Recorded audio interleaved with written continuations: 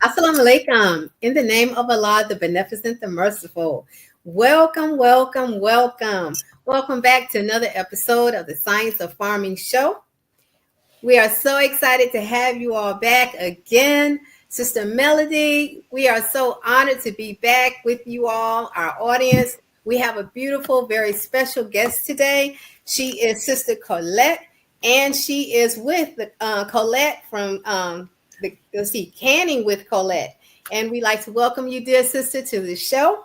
Yes, we're so excited to have you once again. And we're going to jump right into the show because, as we know, time tends to just fly right on by. Now, I do want to mention that today is a pre-recorded show, audience. So although you're looking at us on a Tuesday, you won't be able to answer or ask any questions today. So you will be able to ask Sister Colette questions directly. So I want to give you her information right now. We're going to go ahead and post it, and we'll share it again at the end of the show. So we do have a flyer with her information, and we encourage you to ask Sister Colette right away.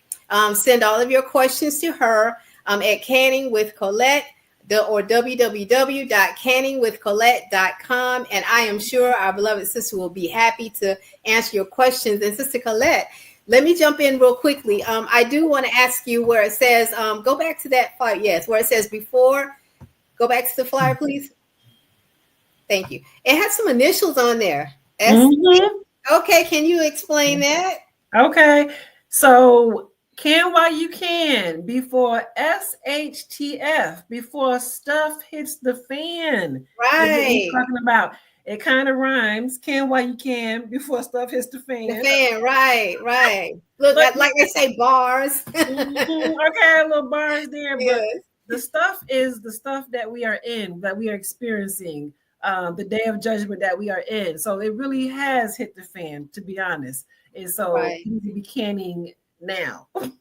Yes, ma'am. And we're going to talk more about your canning and the training that you do with the canning, because we do want to encourage our audience to participate in that canning if you have not canned at all, or like you say, if you just need a refresher to get back going again. Right. So now we'll go ahead and jump in our questions. Sister Melody, you want to get us started? Yeah, I wanted to say thank you, sister, for joining us. I had the pleasure of bearing witness to, what you do several times at different conferences, Brother Ghazi's conference in particular, and your whole setup and everything was just awesome. And just wanted to say thank you for joining us. So I know that the minister had, asked us and instructed us, if you will, to can. Sisters can. So I just the first question want to know is, what inspired you, sister, to take this role of almost like a leader in it and to go so far with it? Because you like the queen of canning. Because I'm coming to you, sister. Yes. So tell us what motivated you to just really take on this role.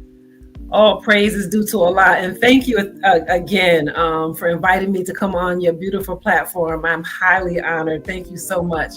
And yes, that is one of my favorite questions to answer, actually, because I have to. It allows me to go back to where I learned in the first place. Okay, and so I learned, as many of us learned that are in the Nation of Islam, and female, we learned in our MGT class, which stands for Muslim Girls in Training. And so we have a general civilization class with 7 units. And one of those units is how to cook. And so we happened to be in our how to cook class, and we were being taught how to can under the instruction and guidance of the Honorable Mr. Louis Farrakhan. And so that's actually how I learned. So there are some people who have already knew how to can. Some people, it was in their family, their mother can. So that's not my experience. So I'm kind of like my grandmother can, but I never seen her can. Right. And my mom did not carry that on. She never can. She talked about it, but I never seen it. So that's not my story. So all praise is due to Allah for the class, right? And so it was probably around 2015 or so, 2016, around that time that we were in that class, and it was quite a curriculum actually. So it wasn't just like a class, it was a curriculum, So we were learning everything, as you may remember, everything from kitchen safety to food safety, all of that, nutrition, before we even touched the canner. So it was a lot that we learned before we ever even got into the kitchen and started canning. And so that's why I say it was quite a curriculum. And, we had to learn several recipes. We had to master those recipes. And then to even move on in the class, we had to produce a certain amount of jars, right? To even move on. So it was quite a class. And so for myself, after completing that class, and I always share this, I was really exhausted, to be honest. I was like, I passed, praise to Allah. And again, another thing, transparency, I didn't do a lot of canning after that. I really was just like, wow, that was a lot, And so every now and then, a little jelly here or there, or maybe some navy beans, but I wasn't really like building up my pantry like that. But then what was happening is, just paying attention to what was going on, in this world that we now live in. And we were getting a weekly reminder to can something, right? Mm-hmm. As we still do to this day, get a weekly reminder to can something.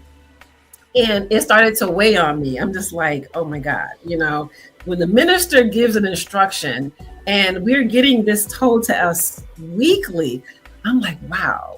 I'm like, I'm not being obedient. Like, oh my God. And I was feeling bad about it, and my self-accusing spirit was starting to get to me. So that's when I was like, okay, I got to really pick this thing up again. And so I started, really getting back into it. And what happened was, once I, got a deeper understanding of canning and really understanding why the Honorable Minister Louis Farrakhan was giving us this instruction, I said, okay, I got to go back for my people now. How many other sisters or how many other individuals are struggling with this or have a lack of confidence, or, it's just been a while and now they're rusty and now they're nervous about it, and scared to can, because I hear it all the time, like, oh, I'm kind of scared. Yeah. I took it on like, okay, I'm going to go back for my people, my community, and bring this to them. But just in my way, I try, I teach in a more, I get right to it, I'm like a crash course, like we're going to get our hands in it today. Right. Mm-hmm.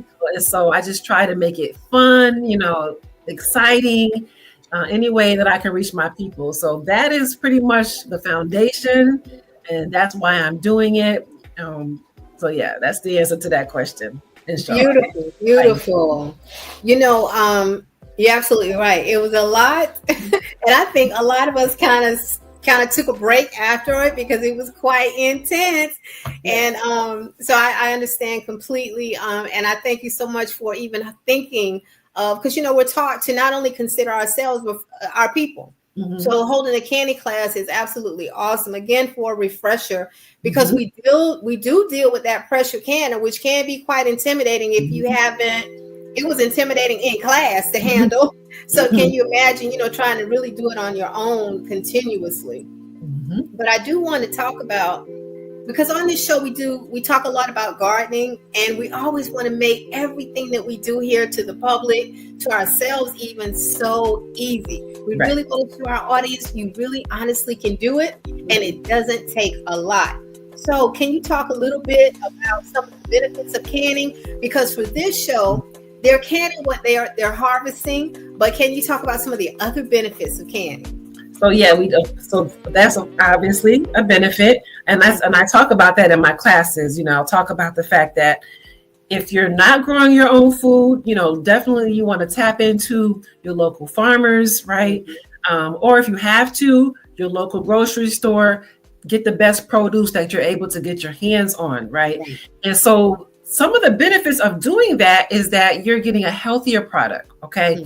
You can pronounce everything that are in these jars. It was your hands, your kitchen, right? And you have control of the ingredients. So a lot of times we buy things and we're fooled by the label. And it still happens to me to this day. Like if you can put a good label in front of me, I'm like, ooh, that look nice. That look good. Right? Get it home. It's nothing like the label. It's what you expected. Look on the back of the ingredients. You can barely pronounce anything. And then why is there 60 ingredients to chicken noodle soup? Like, why is there 60 ingredients to it, right? And so that's another ingredient. You have control. You're eating a healthier product. Also, you're saving money if you're doing it right. So what I mean by that is if you are harvesting your own food or you're buying it from the farmer's market or the grocery store, you're getting it in bulk. You're typically going to be able to get it at a more affordable price, even if it's the grocery store. Sometimes, you'll see things at the store, buy one, get one free, buy two, get one free. And a lot of times we see stuff like that. It's like, oh yeah, I would get it, but I have nowhere to put it. It's going to go bad before I ever eat it, right? This is where canning comes in. Take advantage of those sales. Take advantage of the farmer's market. Come home and can it, and then you can get ahead of inflation because you buy carrots. Maybe there was a sale, 10 cents a pound, right?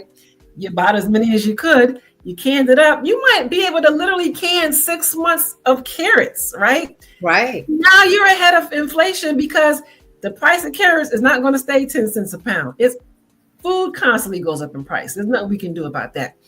But if you do this on a repeated basis and a consistent basis, you will never be paying for food at the current price. You see what I mean? Right. So those are just a few benefits, price, health-wise, convenience. Like for me, convenience. I just love being able to reach over in my pantry and get a couple sides, already made bean soup, things of that nature. Because we know bean soup take a while to make, right? It does. So to be able to say, boom, and have yourself some bean soup on a late day. I have late days. I look up 7 p.m. already. I'm like, oh, shoot, what's for dinner, right? There's another benefit, and the list goes on. Right. And, you mentioned buying in bulk, and it's so good because, we do have opportunities to buy the navy bean in bulk, but it's like the 50-pound bags, And so what one of the things I recommend, I don't have it right at the ready here, but it's in another part of my home, but the Mylar bags. So until you're ready to actually can those beans, you can actually put them in Mylar bags with a little air where tag, you remove the air and store that until you're actually ready to use those beans. And one of the things Sister Melody and I talk about on the show is freezing our food. Sister Melody is excellent at breaking that food all the way down, but we freeze it. So sometimes I'll cook a giant batch of navy beans and stick it in a freezer bag, and you talk about on the ready, in addition to canning, So you're absolutely right. Sister Melody, do you have anything? Yes, ma'am. I remember the minister mentioned, I know it's not his exact words, but he said Martha Stewart can take, one of these 7 units and become a millionaire. We could. Right. So I believe, sis, what you're doing is like so important nowadays in terms of just sisters. It don't have to be just MGT, but knowing that you can take one of these units and turn it into a business. And then what I wanted to ask you, sister, are you partnered with a local farmer? Because I know when the minister asked us, I had just so happened to be working and managing a garden to where I had all the tomatoes that I needed to put in my own jars. But I know some people don't have that, to do. So are you connected with a local farmer that helps you to, can your food so you can have a fresh? Are you growing? That was my question. Are you growing as well? I'm not growing in that way. So my growing is very limited, herbs and things of that nature. So the majority of my food comes from my local farmers here. Here in Rochester, we actually have a large public farmers market. It's huge. Good. I mean, it's huge. And so a lot of my produce comes from there, especially like my veggies, carrots, potatoes, green beans, all of my fruits from my jams and jellies. Mm-hmm.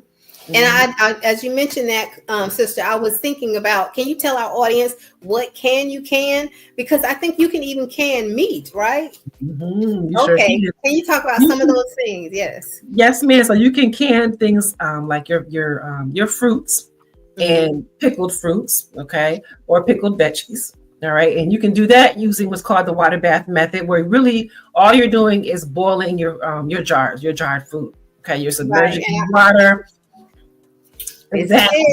And that's nothing but a big pot. So I like to tell people, you don't necessarily have to get that, that's an official water bath canner, but it's a pot, right? And most of us have a big pot somewhere with a lid. And so if you have a big pot somewhere with a lid that your jars will fit inside and you'll be able to submerge them in water, then you can do what's called the water bath or boiling method. All right. Mm-hmm. And that method is used for when we're canning high acid foods, typically your fruits. So apples, oranges, plums, or anything that is actually pickled. So where you can make it a high acid food. Okay, so those are your fruits. And then you can do your vegetables, like we mentioned, your beans, any type of legume. So your navy beans, your black beans, lentils, all of those can be pressure canned because those are low acid foods. Okay, so we got to get the heat at a much higher temperature. And then, like you mentioned, meats. So we're talking about chicken, turkey, salmon. There are quite a few meats that you can can as well. So you can definitely get creative with that. And that would be pressure canned as well. Those are all low acid foods. And I just want to show them, if I can grab my little pressure, not little, but my pressure canner here. This is an example of a pressure canner. Mm-hmm. And I don't have the top on it. It's in another part of my home. But I just wanted to show them that. And even tell our audience that these pressure canning and water bath canning equipment, everything that goes along with it, you can actually get it on Amazon. Mm-hmm. And also our sister has a beautiful class, which we'll talk about later, that she's going to help us get through this process. So sister Colette, one of the things that I do want you to talk about, because canning is so much fun when you actually get involved, it is time consuming. It does take some time. But the first thing is that sterilization process. Can you talk to us a little bit about our environment? So we do, when we're talking about sterilization, one thing is important to make sure that we are canning with clean and sterilized jars. Mm-hmm. And particularly when we're doing the water bath method. Okay. And particularly when we're water bathing anything less than 15 minutes, we definitely want to make sure that our jars are washed and sterilized. And all that means is really to boil our jars for 10 minutes consistently. A nice hard rolling boil. Okay.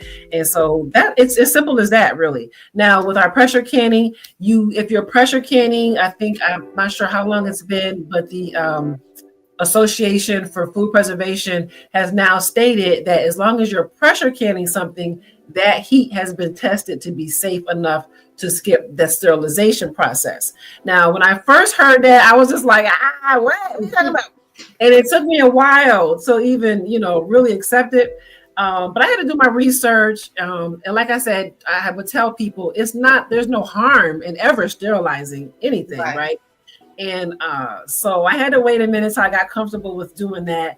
And then I said, okay. So for me, the only time that I skip the actual sterilization process is if it's brand new jars. You still wash them in soapy hot water, clean them, rinse them well, and then, proceed quarterly.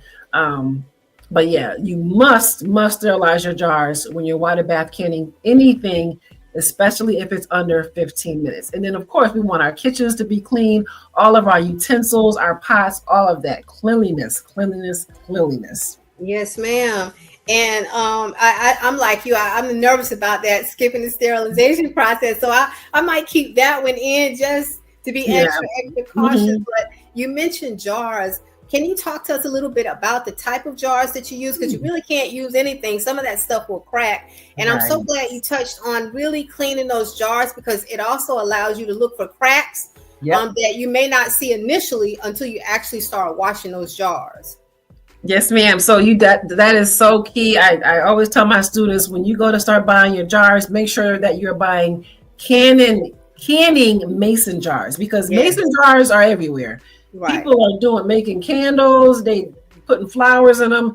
Mm-hmm. I love mason jars. You can do so much with mason jar, right? They are amazing. You can drink out of them. I mean, whatever.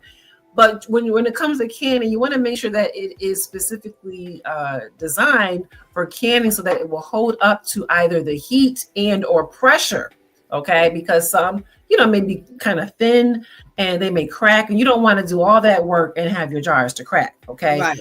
So you want to use jars that are definitely designed for canning. The Ball brand is a good brand. The Care brand is good. There are some other brands out there for jars. I believe now makes jars as well. It's called For Jars.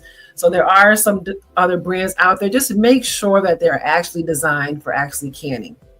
Right. And you want to make sure also that you buy extra rings and tops, because a lot of times once you're even sterilizing those and you move it from one area to try to put it on top of the canned item, sometimes it'll fall and it hit the ground. So you already have to have some others on the ready for replacement. Because I raised my hand. I've done that a few times. Mm-hmm. Yes, ma'am. So always buy some extra. Sister Melody? Yes.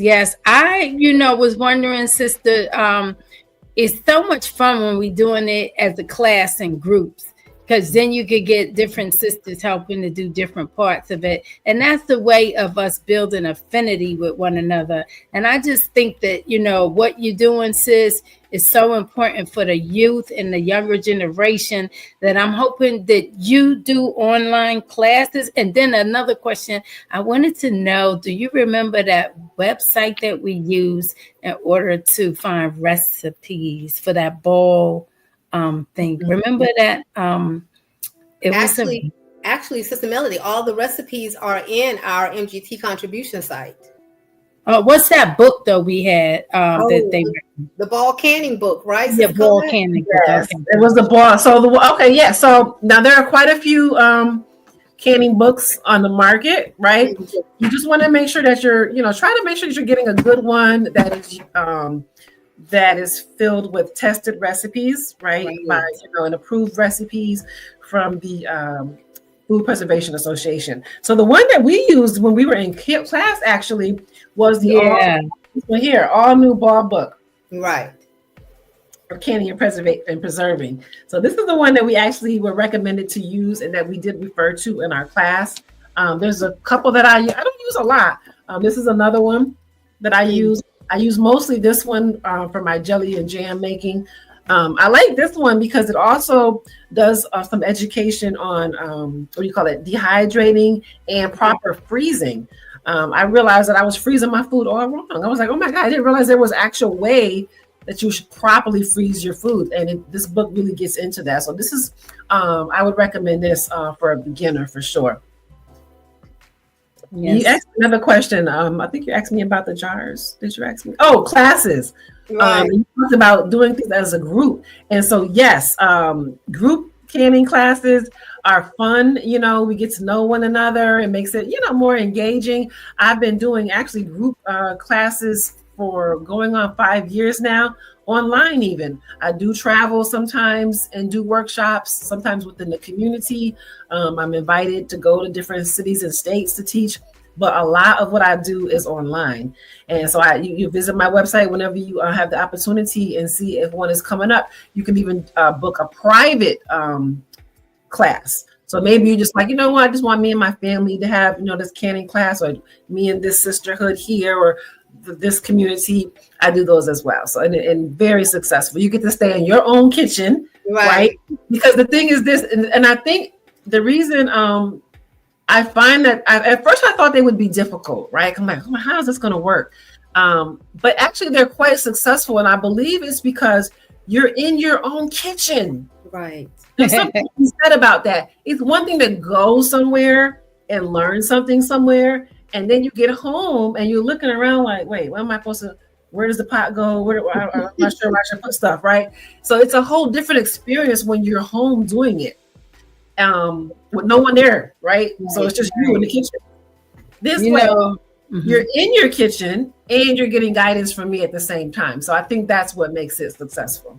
Yes. And I also want to say, Sister Rashida, again, I had the pleasure of meeting an MGT that I'm still in communication with, a farmer, because I put in a proposal to do a canning class at the Bugs conference, and they accepted it. So they really accept us introducing canning almost wherever you want to go. So if any one of us want to, do a small canning class, they usually accept it, and they accept me. And to this day, me and Sister B are friends from that class that I did.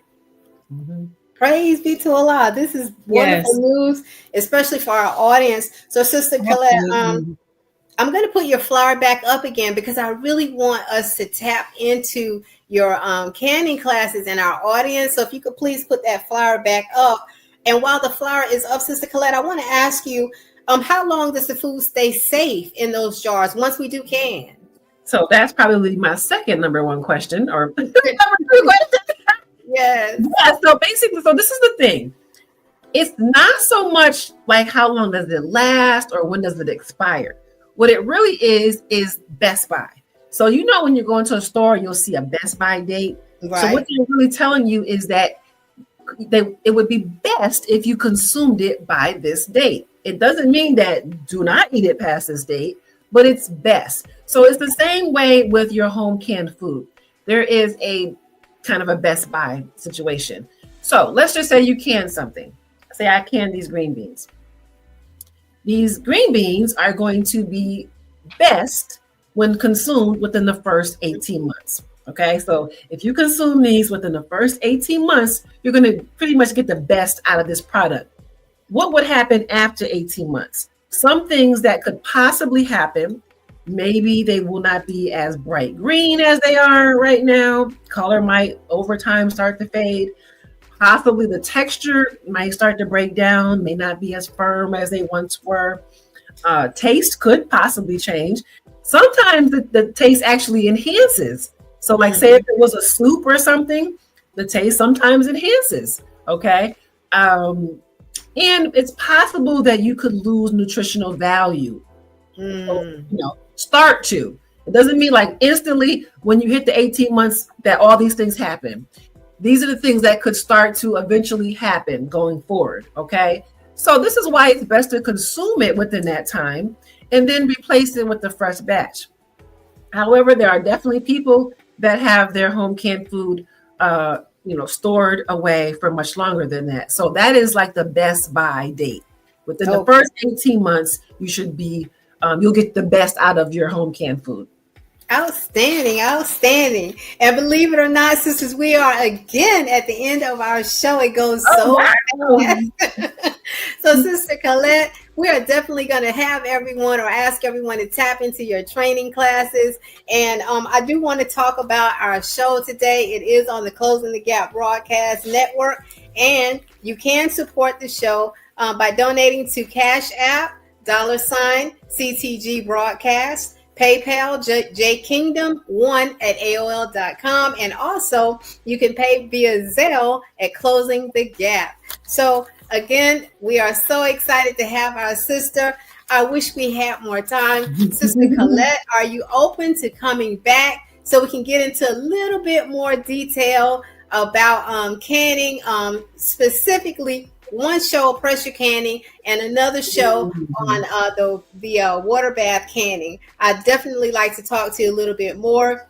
And my son is flashing all the information that you need across the screen. Again, if you all have questions for Sister Colette, please reach out to her directly. So can you put everybody back on the screen? All right.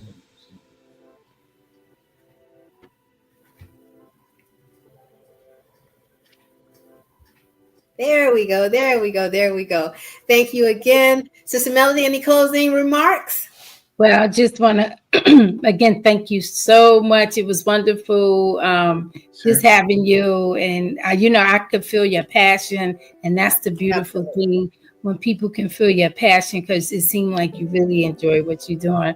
All praises to Allah. All praises due to Allah. Thank you so much for having me.